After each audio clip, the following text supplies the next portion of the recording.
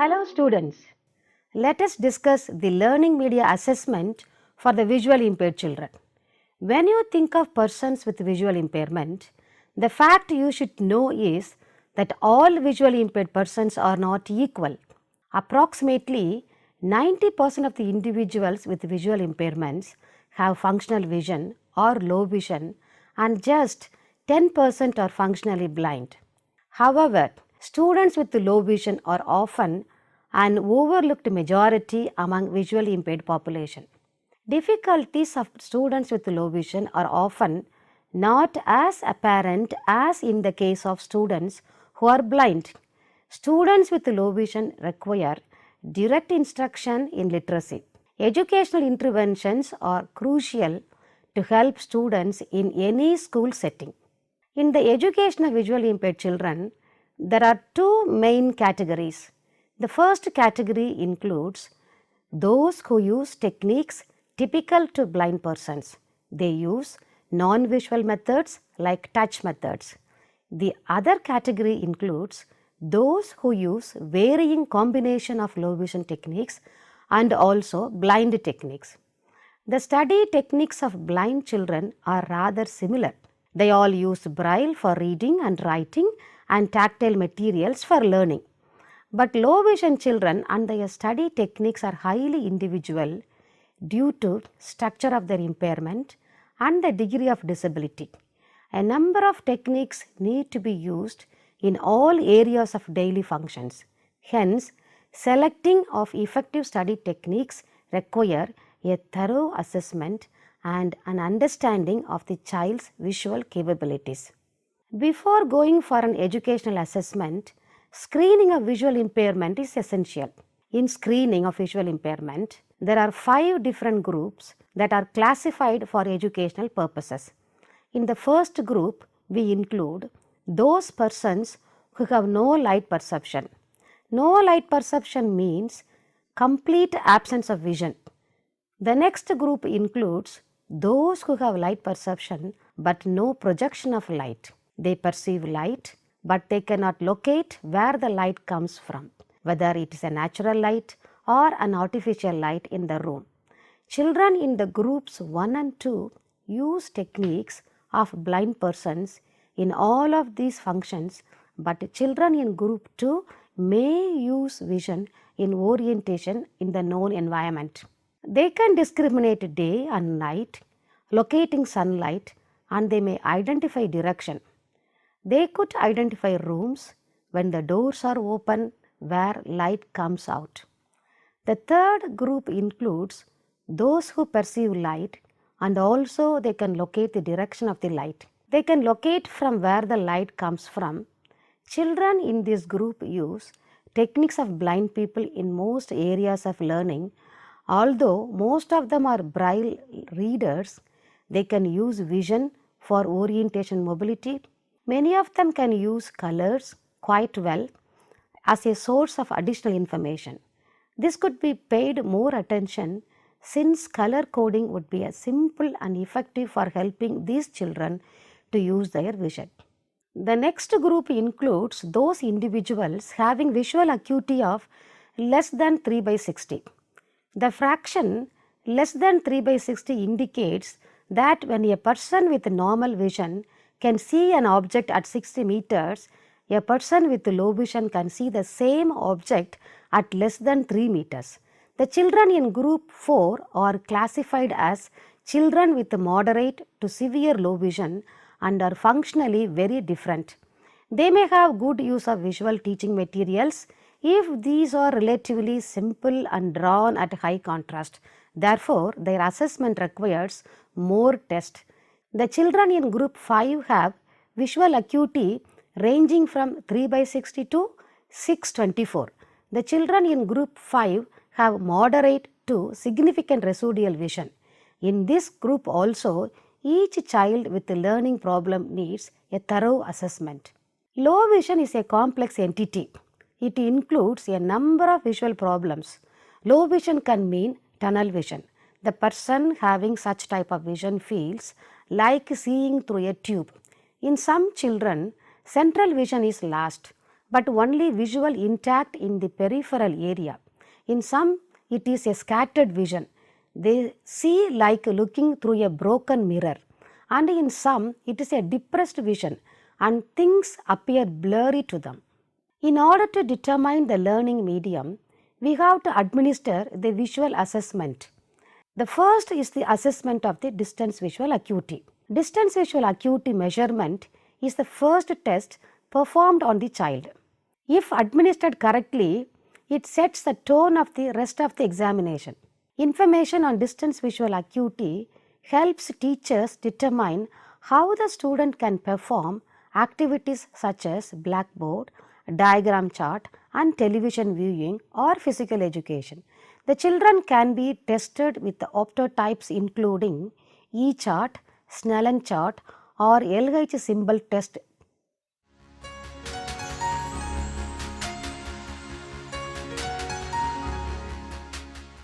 The major concern for measuring near vision is to involve the children in near tasks, especially in reading. There are numerous near vision charts available with single letters, numbers, multiple letters and numbers, words, phrases and sentences with varying levels of difficulty.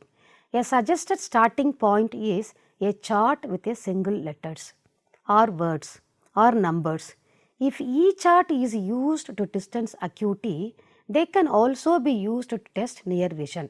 This type of chart will be easier for the children to see and elicit the most positive response.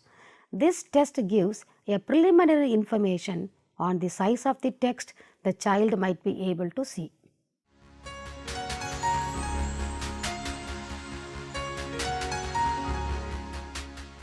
Reading acuity involves 4 components: reading threshold, optimal size, reading speed, and reading comprehension.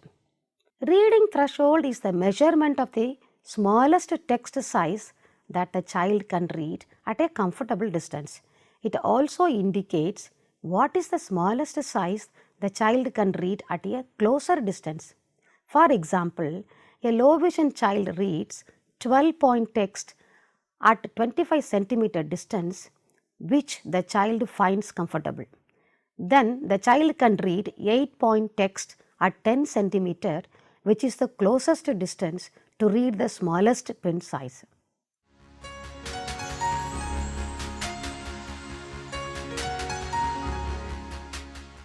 It is the measurement of how much larger the text needs to be to allow fluent reading for a longer period of time, which is based on the measurement of the optimal size of the text.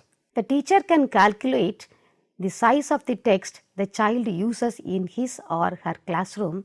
Text sizes vary from 8 point to 20 points in the classroom. Magnifiers can be provided if the child can be benefited out of it.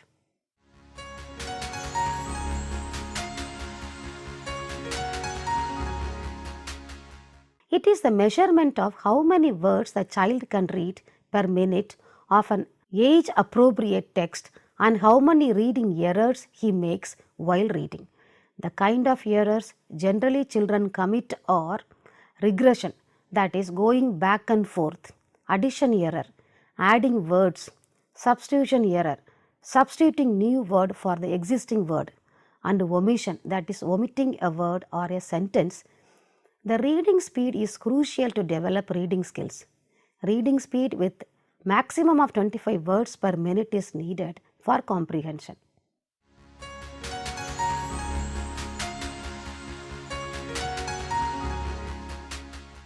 Testing the ability of the child's comprehension of the text during the first reading. The teacher needs to prepare a few questions about the content of the passage beforehand, and the child's answer may be recorded. If the child uses all the energy in reading and does not remember the content, he or she can be allowed for a second reading.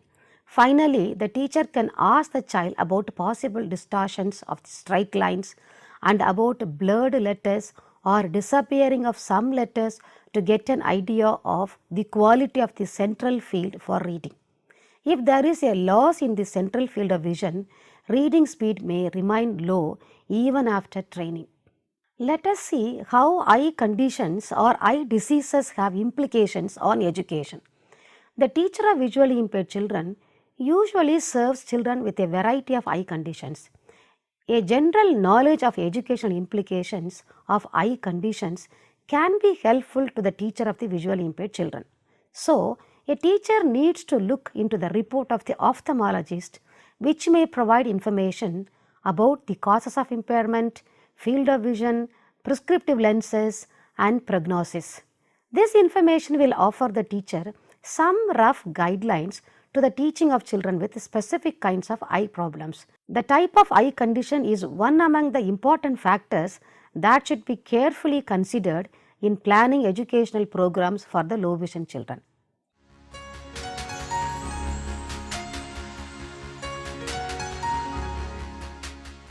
Visual field testing with low vision persons is more of a functional test than disease detection oriented test. This test will give an understanding of the field of view of the person. The information is used to determine the need to refer to for orientation and mobility services.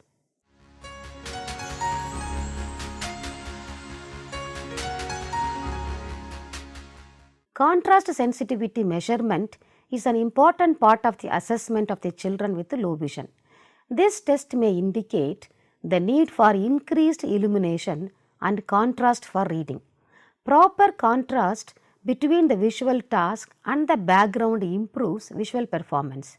If the background is too much brighter or darker than the brightness of the visual task, we have to make adaptation from one brightness level to the other with a resulting loss of visual performance.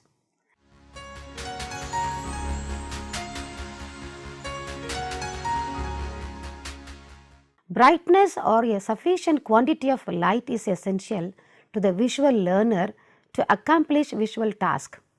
Most visually impaired children benefit from high levels of illumination. Averaged brighter lighting would generally be needed for persons having retinitis pigmentosa, glaucoma, corneal scarring, coloboma iris, diabetic retinopathy, retrolental fibroplasia, retinal detachment and uveitis. Average to dim lighting is preferred in albinism, aniridia, surgical aphakia, peripheral cataracts, corneal grafts and dislocation of lens. Dim lighting is needed with achromatopsia. Glare is any brightness condition that causes discomfort, annoyance, loss of visual performance or eye fatigue. Protection from glare can improve visual functions. Glare in the reading task can be prevented by careful selection of textbooks which use non-glossy inks and paper. Proper seating of the child in the classroom can help reduce glare. The children should sit and stand in position which direct their vision away from the windows. Pictures, charts and other visual materials should never be placed between or adjacent to the windows. Natural light coming from top and bottom of the windows is usually better because of less glare.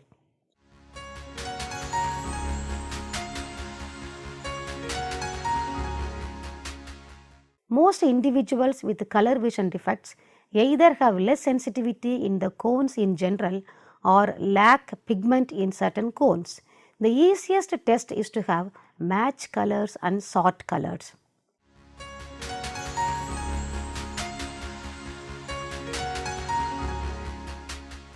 One of the first questions asked about child's learning is what his or her primary reading medium. The teachers and parents may be uncertain as to whether a child should learn Braille, rely on large print or use regular print for reading. The purpose of learning media assessment is to determine the most effective medium for accessing instruction and teaching methods. The learning media assessment covers both general learning media and literacy media. General learning media are instructional materials and instructional methods. Literacy media refers to reading and writing in print and Braille. The totally vision impaired children use Braille as their learning medium. Let us discuss in detail the selection of appropriate learning medium for children with low vision. The ability to communicate effectively through speaking, listening, reading, and writing to the extent of one's abilities is of fundamental importance in achieving assimilation into society. The most vital component of the total communication process is reading. Reading and writing is of equal importance and value for individuals with visual impairment. An efficient reading medium facilitates literacy and integration into school and work environments. For sighted, print medium is the universal method of expressing language. However, for children with low vision, the decision regarding appropriate learning medium is not straightforward or predetermined in any way. Literacy is measured by the ability to demonstrate effective reading and writing medium. Hence, much attention to be devoted to making decisions about learning medium.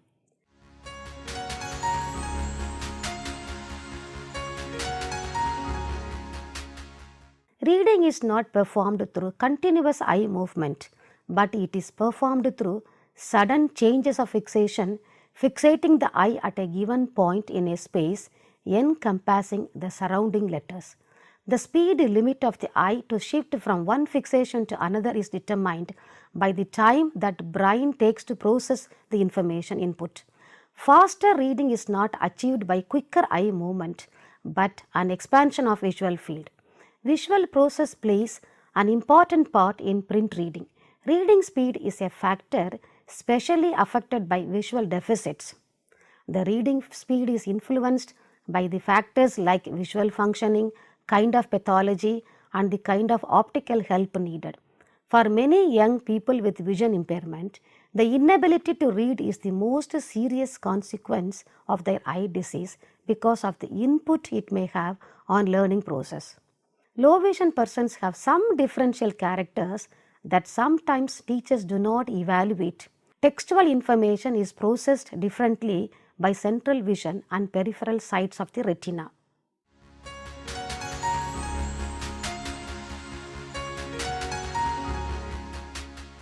There has been ample discussion among the professional in the field as to the superiority of one medium over another medium for students with low vision. However, such a discussion does not reflect a full appreciation for the complexities and differential characteristics of children with low vision. There can be no predetermined reading medium for all students within an arbitrary category, but the principles of educating each child to his or her individual capabilities and needs are upheld. When children who show a preference for gathering information visually can develop efficient reading skills through the visual channel. So, the primary consideration should be given to instruction in reading in print. For students who do not have sufficient visual functioning to develop efficient reading in print, the consideration can be given to instruction in reading braille. Some children may need both print and braille for their education and life situations. The value of one medium over other is not a matter. The important factor is the degree of care that is taken in matching the appropriate reading medium with the child's individual sensory and reading capabilities and needs. The task of the teachers is to provide instruction in learning medium or media which allow the child to become a literate adult. The teacher should not restrict opportunities for achieving literacy by failing to match child's existing abilities with the appropriate learning medium. The determination of the appropriate learning medium is but one of critical decisions. The appropriate learning medium is based on a set of fundamental principles that reflect the individuality and learning characteristics of each low vision child. Some of the principles you may bear in mind are: each low vision child must have a learning medium based on the individual needs and abilities. The teacher should be knowledgeable of the child's unique abilities and needs. Students with low vision possess a wide range of learning characteristics that are unique in themselves. For example, reading with central vision or reading with peripheral vision. So, no global statement can be established for the total population. It should be based on individual learning characters. The student who show a preference for gathering information visually can develop reading skills in print. The students who do not have sufficient visual functioning can be given instruction in reading Braille.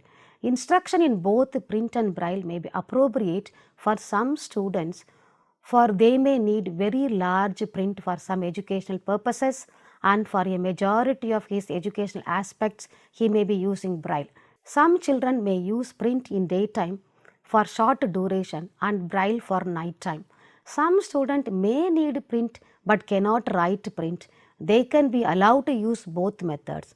The determination should be based on the student's unique sensory capabilities, ability to receive information through sensory channels, stability and prognosis of the eye condition. The decision should not be on arbitrary criteria such as visual acuity or legal blindness. Each student with low vision should be assured that decisions regarding learning medium are based on sensory and overall visual functioning. The teacher who determines the medium should have professional training and professional judgment. The professional involved in the education of the children with visual impairment should realize that children should have communication ability to assure independence and privacy. The teachers and educational team should have professional judgment in matching the appropriate learning medium with the child's individual sensory and learning capabilities.